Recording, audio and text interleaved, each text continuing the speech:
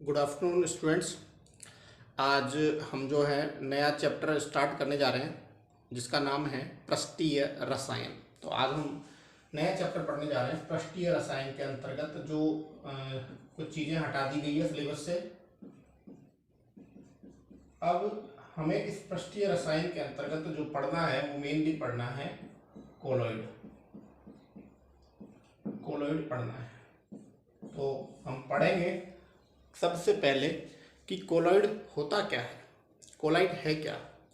तो कोलॉइड्स के बारे में इंफॉर्मेशन मालूम करने के लिए सबसे पहले एक साइंटिस्ट थे जिनका नाम था ग्राहम थॉमस।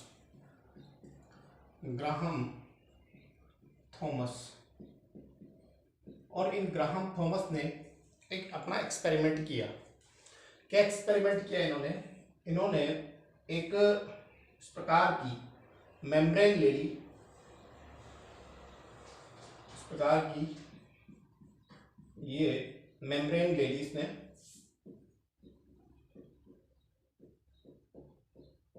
जो कि जानताव झिल्ली के नाम से जानी जाती है।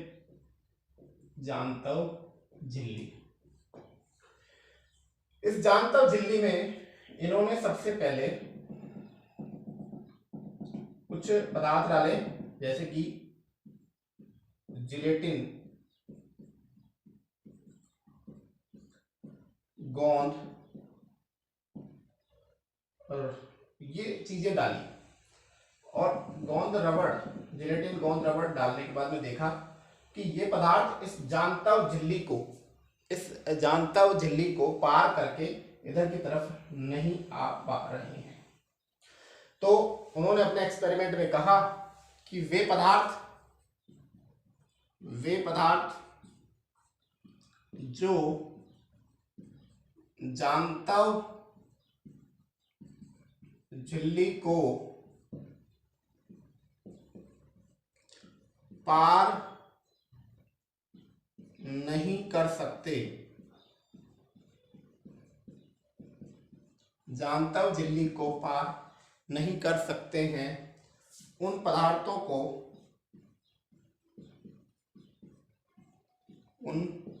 को कोलॉइड पदार्थ कहते हैं। कोलॉइड पदार्थ कहते हैं। ठीक है, तो जो जानताव झिल्ली को पार नहीं करेंगे वो कोलॉइड पदार्थ कहलाएंगे। इसी में उन्होंने एक दूसरा प्रयोग किया कि उन्होंने देखा कि इसके अंदर कुछ सॉल्यूशन डाले जैसे साल्ट, शुगर, ये सॉल्यूशन डाले और देखा कि वो जानताव झिल्ली को पार करके इधर की तरफ आ रहे हैं। तो दूसरे प्रयोग में उन्होंने कहा कि वे पदार्थ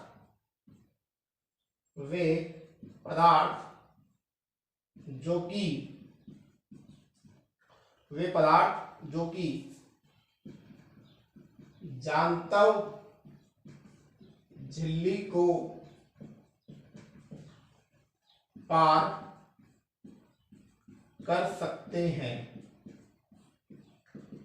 जानताव झिल्ली को पार कर सकते हैं, उन पदार्थों को क्रिस्टलॉइड पदार्थ कहा गया। क्रिस्टलॉइड पदार्थ कहा गया।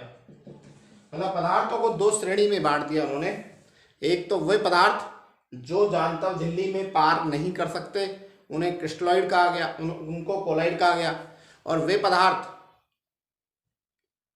जो जानताव झिल्ली को पार कर जाते हैं उन पदार्थों को उन्होंने क्रिस्टलॉइड कहा। तो ग्राहम थॉमस ने अपने प्रयोग के माध्यम से पदार्थों को दो भागों में बांट दिया, एक क्रिस्टलॉइड पदार्थ और दूसरे कोलॉइड पदार्थ।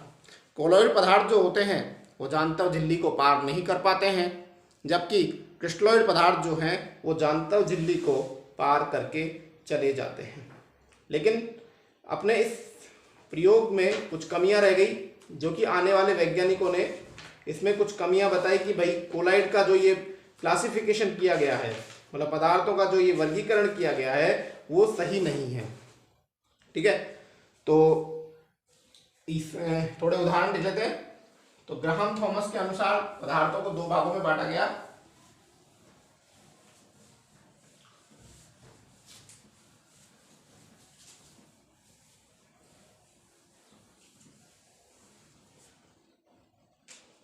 ग्राहम थॉमस के अनुसार पदार्थ दो प्रकार के होते हैं।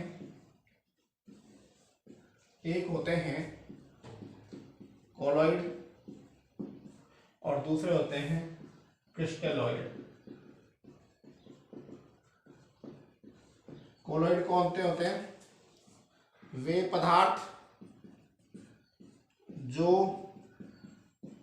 जांतव झिल्ली को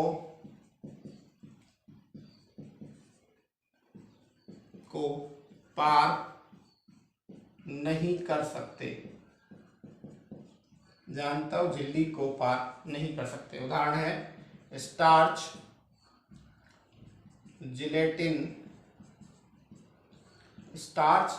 जिलेटिन, गोंद आदि। और दूसरे वे पदार्थ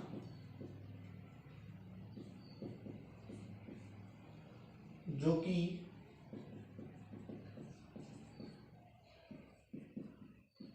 जांतव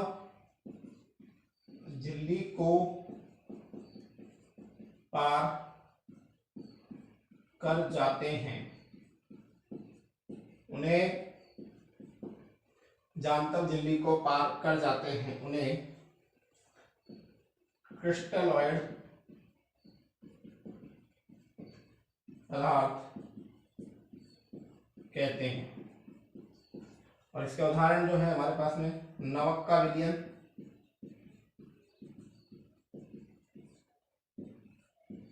चीनी का विलयन आदि। तो ये भैया ग्राहम थॉमस का प्रयोग था, लेकिन इस प्रयोग में कुछ कमियां थी। कमी ये थी कि एक पदार्थ जो है अलग अलग विलायक में अंदर अलग अलग व्यवहार शो करता है। कैसे? NaCl का जलीय विलयन तो क्रिस्टलॉइड है, लेकिन NaCl का ही जो बेंजीन में घोलते हैं उसको, तो वह कोलॉइड की तरह व्यवहार किया जा सकता है। तो अगला पॉइंट लिख लीजिए, ग्राहम थॉमस की कमियां।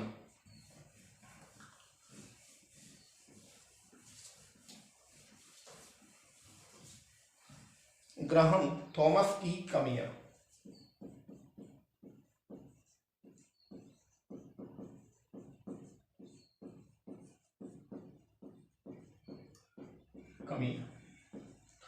नंबर 1, एक पदार्थ अलग अलग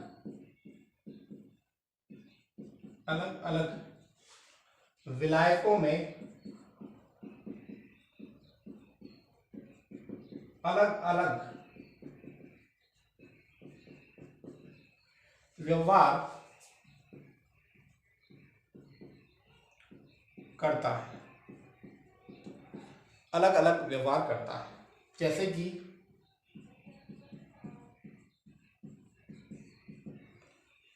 NaCl का जलीय विलयन, NaCl का जलीय विलयन, NaCl का जलीय विलयन क्रिस्टलॉइड की तरह व्यवहार करता है।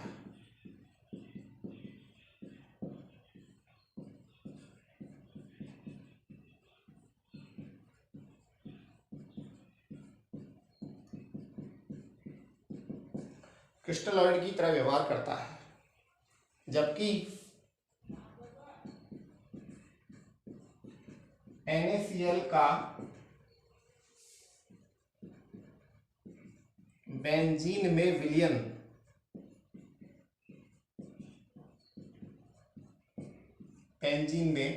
विलयन कोलॉइड की तरह व्यवहार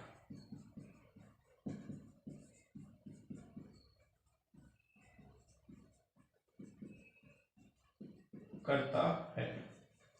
तो इस प्रकार से क्या एक पदार्थ के दो व्यवहार हो सकते हैं कि वो कभी क्रिस्टलॉइड की तरह व्यवहार करे, क्या कोलॉइड की तरह व्यवहार करे। इस कारण से ग्राहम थॉमस के इस प्रयोग को नकार दिया गया। इसी प्रकार से साबुन का जो जलीय विलयन होता है, दूसरा कमियां हैं, दूसरी कमी, साबुन का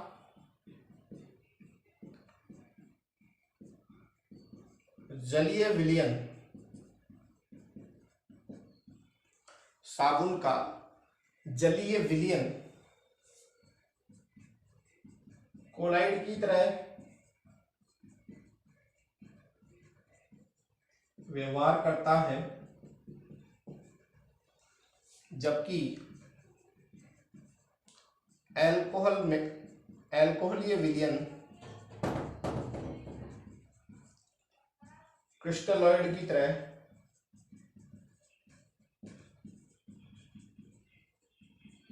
व्यवहार करता है। तो ये दो कमियां निकालकर जो है ग्राहम थॉमस के प्रयोग की कमियां थी कि पहले क्या एक ही पदार्थ जो है दो प्रकार के व्यवहार कर सकता है। सोडियम क्लोराइड जो है जलीय विलयन में तो क्रिस्टलॉइड है, मतलब जानता झिल्ली को पार कर जाता है, लेकिन बेंजीन में जब NaCl को खोला जाता है तो इसका व्यवहार कोलाइड के समान हो जाता है। ठीक है। और दूसरा, साबुन का जो जलीय विलयन है वो कोलोइड होता है, लेकिन जब साबुन को अल्कोहल में घोला जाता है तो क्रिस्टलॉइड की तरह व्यवहार हो जाता है। तो इससे वैज्ञानिक ने ग्राहम थॉमस से पूछा कि भाई ये बताओ हमें कि क्या एक ही पदार्थ के दो व्यवहार संभव हैं, कि एक ही पदार्थ दो तरह के व्यवहार कर सकता है, वो कोलोइड भी हो और क्रिस्टलॉइड भी हो। तो ग्राहम थॉमस के इस प्रयोग को नकार दिया गया, बिल्कुल सेपरेट कर दिया गया। ठीक है। इसके बाद में जो है ये कहा गया कि कोलाइड कोई पदार्थ नहीं है, कोलाइड कोई भी पदार्थ नहीं है, कोलाइड एक अवस्था का नाम है। कोलाइड जो होते हैं वो एक अवस्था होती है। तो देखिए आगे, कोलाइड कोई पदार्थ ना होकर, कोलाइड कोई पदार्थ न होकर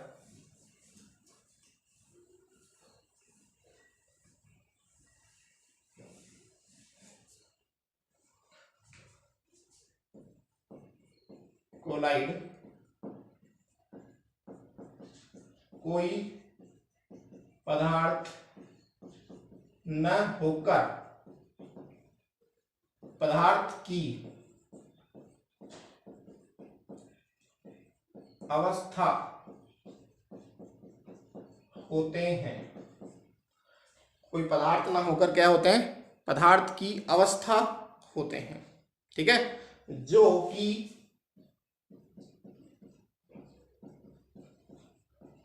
कणों के आकार पर निर्भर करती है। ठीक है।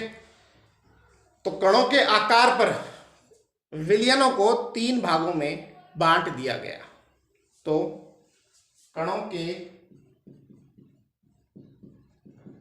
आकार के आधार पर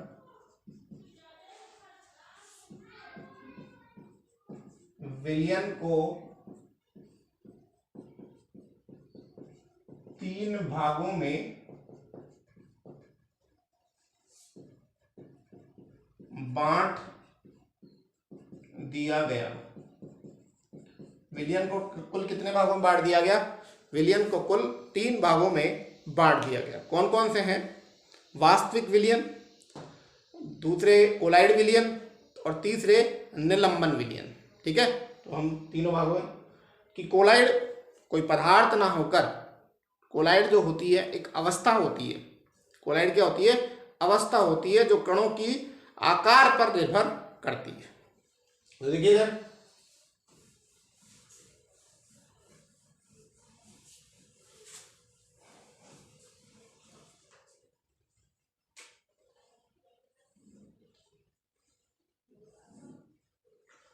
तो तीन प्रकार के विलयन, सबसे पहले वास्तविक विलयन,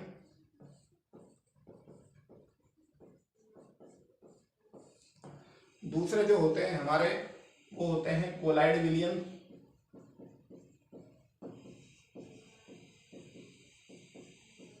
और तीसरे निलंबन विलयन, निलंबन विलयन, वास्तविक विलयन, कोलाइड विलयन और निलंबन विलयन। तो सबसे पहला तो सबसे महत्वपूर्ण चीज तो है इनका आकार। वास्तविक विलयन में कणों का आकार जो होता है वो 10⁻⁻7 सेंटीमीटर से कम होता है। तो इसमें हम पहला बिंदु लिखेंगे, वास्तविक विलयन में कणों का आकार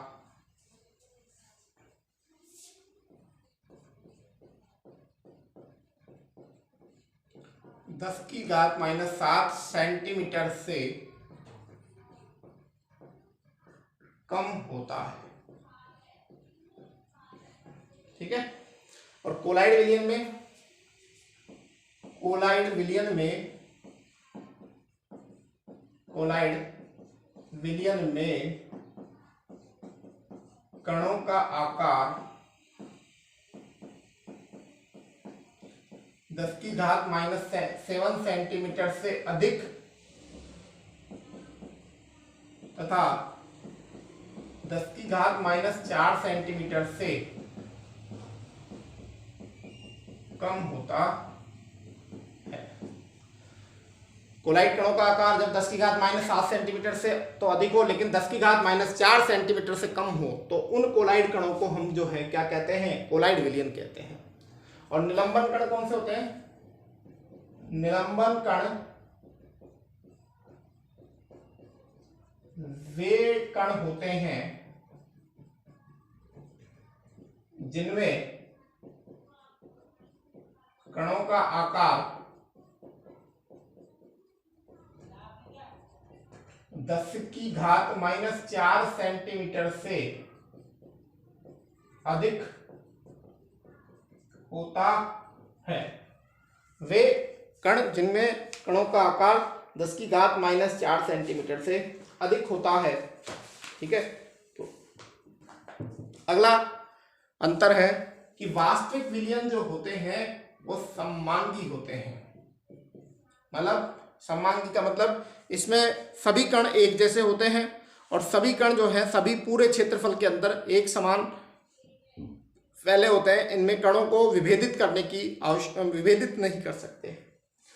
कोलाइड कण कैसे होते हैं? ये विषमांगी प्रकृति के होते हैं, विषमांगी प्रकृति के होते हैं। जबकि निलंबन कण भी कैसे होते हैं? विषमांगी, विषमांगी प्रकृति के होते हैं। तो वास्तविक विलयन सममांगी होते हैं, कोलाइड विषमांगी होते हैं, निलंबन जो विलयन होते हैं वो भी विषमांगी प्रकृति के होते हैं। अगली बात करते हैं गुरुत्वाकर्षण बल, तीसरा पॉइंट। इनका आकार बहुत छोटा होता है तो गुरुत्वाकर्षण बल लगता ही नहीं है। तो गुरुत्वाकर्षण बल जो होता है, गुरुत्वाकर्षण बल कम होता है या न्यून होता है या नगण्य होता है, नगण्य होता है। और कोलाइड कणों में भी लगभग नगण्य होता है।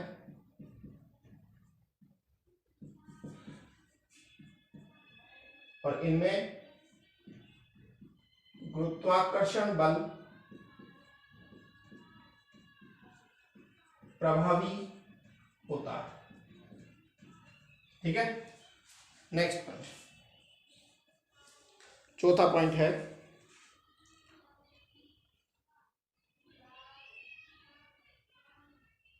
मेन जो डिफरेंट है, इनमें प्रवस्था एक ही होती है, प्रवस्था वो एक होती है। इनमें प्रवस्था 2 होती है और इनमें भी प्रवस्था 2 होती है। तो ये तीनों विलयनों में मेन डिफरेंस। हमें तो मेनली क्या पढ़ना है, कोलाइड पढ़ना है, तो मैं इस चीज को ज्यादा डिस्कस आपके सामने नहीं करूंगा। ठीक है। तो अब हेडिंग लगा लीजिए सबसे पहले कोलाइड विलयन। तो देखो कोलाइड में 2 प्रकार की अवस्थाएं होती है, एक होता है परिक्षिप्त अवस्था और दूसरा जो होता है वो परिक्षेपण माध्यम। देखिए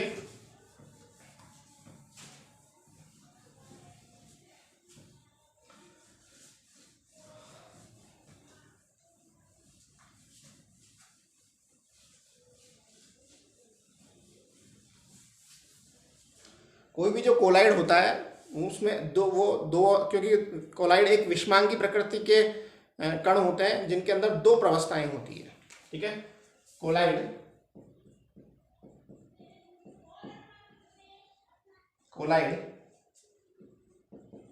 विषमांगी प्रकृति के होते हैं जिनमें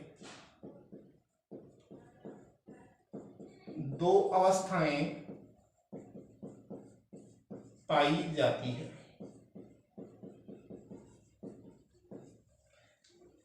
कोलाइड विषमांगी प्रकृति के होते हैं, इनमें दो अवस्थाएं पाई जाती है।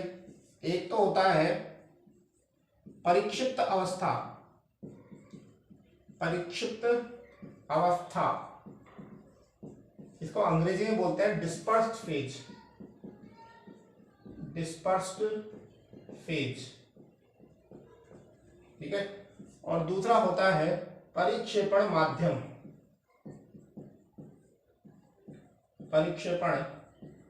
माध्यम, जिसको कहते हैं डिस्पर्सन मीडियम।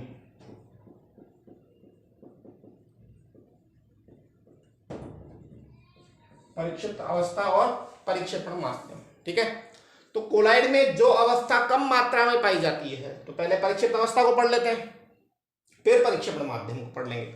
तो सबसे पहले परिक्षिप्त अवस्था में लिखेंगे कि कोलाइड के अंदर जो अवस्था कम मात्रा में पाई जाती है, कोलाइड में जो अवस्था कम मात्रा में पाई जाती है उसे हम परिक्षिप्त अवस्था कहते हैं। ठीक है, तो इसमें लिखेंगे कोलाइड विलयन में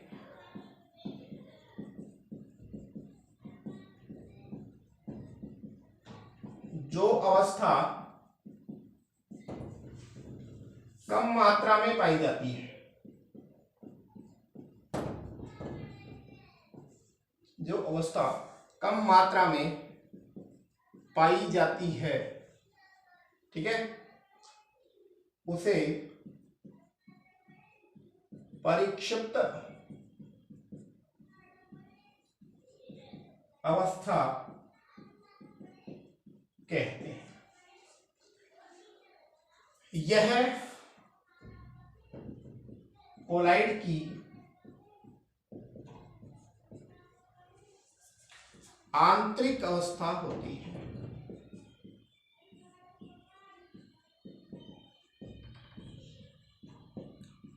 यह कोलाइड की आंतरिक अवस्था होती है। ठीक है, और दूसरा है परिक्षेपण माध्यम, इसको बोलते हैं डिस्पर्सन मीडियम।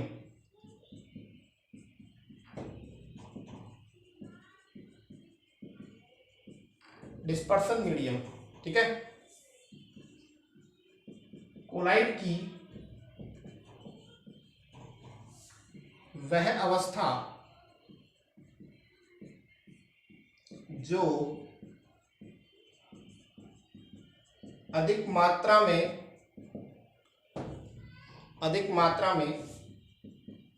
पाई जाती है, जो अधिक मात्रा में पाई जाती है वह परिक्षेपण माध्यम कहलाती है। यह कोलाइड की बाह्य अवस्था होती है। कोलाइड की बाह्य अवस्था होती है। तो कोलाइड जो होते हैं वो विषमांगी प्रकृति के होते हैं। कैसे होते हैं? विषमांगी, मतलब कोई भी कोलाइड जो होता है वो दो अवस्थाओं से मिलकर बना होता है। इसमें अंदर एक जो होता है, एक होता है परिक्षिप्त, एक जो होता है वो परिक्षिप्त अवस्था होता है, जबकि दूसरा जो होता है वो परिक्षेपण माध्यम कहलाता है। परिक्षिप्त अवस्था कोलाइड की वह अवस्था जो कम मात्रा में पाई जाती है, और यह अवस्था जो होती है वो आंतरिक अवस्था किसी कोलाइड की कहलाती है। और दूसरी अवस्था वो जो अधिक मात्रा में पाई जाती है, और यह कोलाइड की बाह्य अवस्था होती है, और इस अवस्था को हम क्या कहते हैं? इस अवस्था को हम परिक्षेपण माध्यम कहते हैं। बाह्य अवस्था अधिक मात्रा में पाई जाती है। अब परिक्षेपण माध्यम के आधार पर कोलाइड्स को कई प्रकार से बांटा गया है।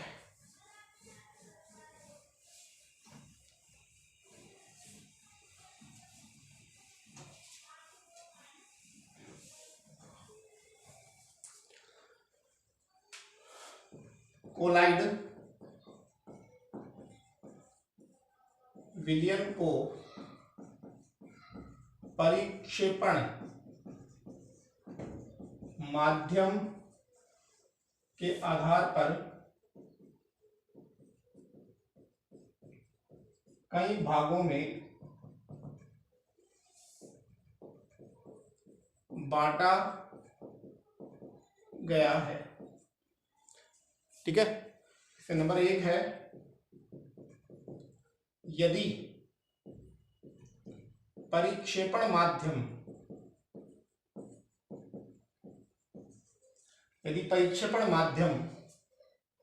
गैस हो तो उस कोलाइड को एरोसोल कहते हैं। एरोसोल कहते हैं। नंबर 2, यदि परिक्षेपण माध्यम जल हो तो उस कोलाइड को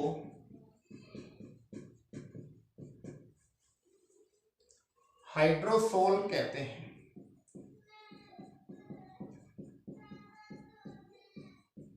हाइड्रोसोल कहते हैं। तीसरा, यदि परिक्षेपण माध्यम बेंजीन हो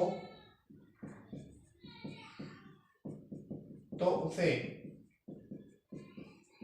बेंजोसोल कहते हैं। ठीक है। चौथा, यदि परिक्षेपण माध्यम अल्कोहल हो तो उसे एल्कोसोल कहते हैं। तो इस प्रकार से हमने कोलाइड विलयन के जो है वर्गीकरण किए हैं। आगे का जो वर्गीकरण हम अगली क्लास के अंदर पढ़ेंगे कि कोलाइड में परिक्षिप्त अवस्था और परिक्षेपण माध्यम के भौतिक अवस्था के आधार पर जो वर्गीकरण हम पढ़ेंगे वो आगे वाली क्लास में पढ़ेंगे। बहुत बहुत धन्यवाद बच्चों।